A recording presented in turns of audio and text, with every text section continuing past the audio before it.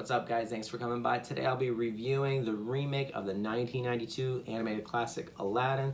This movie is probably one of the more talked about movies of this year, probably in the month of May alone, just because of the controversy surrounding it. So tell me your thoughts below if you did see it already in the comments. Did you love it? Did you hate it? Are you glad you gave it a chance? Or do you still wish they never would have remade it in the first place? I'd love to hear your opinions.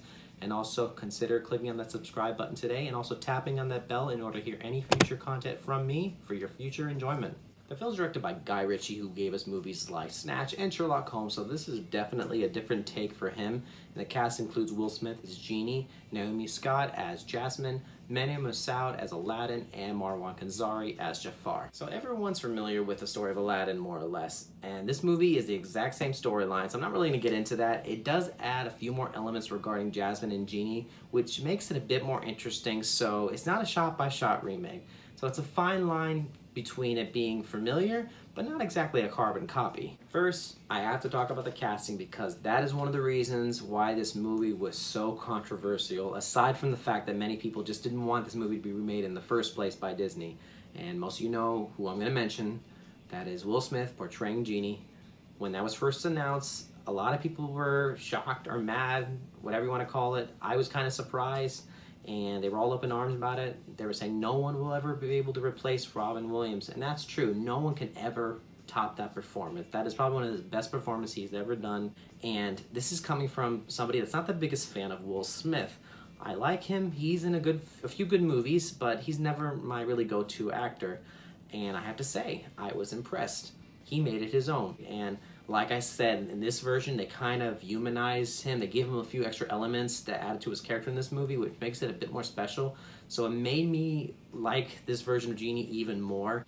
Aside from the rest of the cast, I thought Naomi Scott was probably the standout of them all. I was impressed how well of a job she played as Jasmine, and I think she is one of the best actresses to portray any of the Disney princesses in a live-action movie. I mean, out of all of them, she was phenomenal in the role, and she sang great.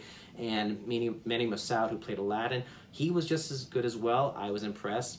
And the role of Jafar, which was Marwan Kenzari, I liked him, but the thing was with his role, he was a really, really good villain in the Aladdin movie, and he was probably one of the most memorable villains in the 90s of all the Disney films. I thought his role was kind of minimal in this movie. I mean, he's Jafar, he's there, he's doing what he's supposed to do, but I just felt like he didn't have enough screen time. There's one character that they added that I really like, Nasim Pedrad, who plays the handmaiden of Jasmine named Dahlia, and she has somewhat of a comic relief in the role, but she's someone that Jasmine can confide into, so it makes a good conversation for the character of Jasmine, and also she has somewhat of a connection with Genie sometime in the movie. I won't say how, but those are two things that made the movie interesting in regards to this character. Overall, I think it was Naomi Scott that knocked it out of the park, not just because of her singing and her acting, but what she brought to life in this role. They gave her a few more layers to the role of Jasmine. They made her more of a leader. She's still that feisty princess that wants to leave the castle, but they gave her this leadership role where she can make these decisions and not just stand by and let things happen, let other people do things for her. And along with that, with the music and the songs for this film, it's still the original song, still the original music. Alan Menken's still involved, but there was one additional song that was written into this movie, made for Jasmine, written by Justin Paul and Benji Pasek, the same guys that brought you the La La Land and Greatest Showman songs. And this song definitely speaks to the role of Jasmine, especially in this version, how she's not just gonna let things happen. She's not going to be silenced, and she's going to make a stand. So it was definitely cool to see this character that we've seen for more than 25 years brought to life in a new way. And the songs and the music were something that I appreciated. It sounded just like they did in the 92 versions. Yes, it's different singers, but it's a version of its own in this one. But I appreciated that they didn't really tweak with it, along with the new addition of the Speechless song. But this is the only technical aspect I enjoyed about the movie.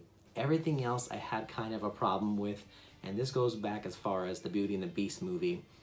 With that movie, for example, you have Belle's Village that seemed to me a bit superficial. It looked like it came straight out of a high school production play, and I just couldn't get over that. It looked like they literally did build it for the sake of this movie. It didn't look like an actual village.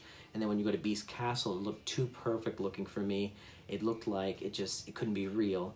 And they did a good job setting it all up. It just didn't feel real to me. And then you go to this movie, Aladdin, with the village, same exact thing. It felt like it was built for a portrayal or a play or something. And you go to the palace, and once again, it looks just too perfect. It doesn't look like a real place, so I wasn't buying it. And along with that, the cinematography for both movies, it's just too much color exaggeration. And yes, these movies are based off of animated films, and the animated films are colored and they're exaggerated because it's a cartoon. And I think that's where they were going with these movies, but it was hard for me to buy that because just everything just seemed too superficial for me. And with that also, the special effects, the CGI, they were all right. Raja was impressive, so was the carpet, Iago, Abu. Those are the four characters that we would expect to be CGI. They were okay, but the backdrops of Agrabah, I wasn't impressed for some reason. I don't know, for a Disney movie I would have expected a bit more, especially for a remake of a classic as Aladdin. I'm gonna have to surprisingly give this movie a B-. I enjoyed it, and I walked into this movie kind of skeptical. I try not to judge it, something that a lot of people do before they see a movie, or a movie they don't even plan on seeing. They are like, oh, I hate this movie. How do you know? You haven't seen it yet. And I know a lot of people online and personally that do that, and I just gotta say, maybe we shouldn't judge a movie, especially if you haven't seen it yet. And when you have seen it, then go ahead and say that. Until then, you know, you never know that you may like a movie, especially like this one. I liked it. I was surprised by it. But tell me in the comments below what you thought of the movie, if you loved it or if you hated it. I love to hear your opinions, guys. In the meantime, tune in to any other movie reviews or TV reviews that I will be doing. Y'all have a good night. This is Ryan the Movie Guy saying I'll see you at the movies.